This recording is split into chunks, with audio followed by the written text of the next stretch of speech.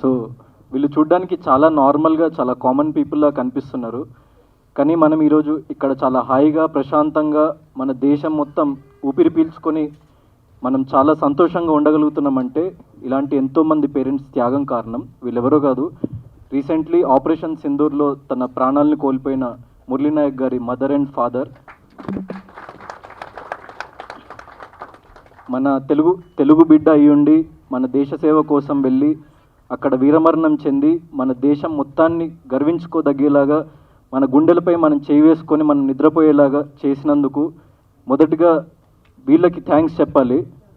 ఎందుకంటే వాళ్ళ నాకంటే చిన్నోడు వయసులో, అంటే నా తమ్ముడు లాంటి వాడు, 25 ఏళ్ళ వయసులో తను ఇండియన్ ఆర్మీకి వెళ్ళి ఆపరేషన్ సింధూర్ అని అతి కీలకమైన ఒక మిషన్ పిఎం నరేంద్ర మోదీ గారు మన దేశ పరువు ప్రతిష్టల్ని కాపాడడానికి ఎప్పుడైతే మిషన్ని ప్రారంభించారో ఎలాంటి సంకోచం లేకుండా తన ప్రాణాలని సైతం లెక్క చేయకుండా మన దేశం కోసం పాటుపడిన ఆ వీరుడు, అతన్ని మనం సెలబ్రేట్ చేసుకోవాలి.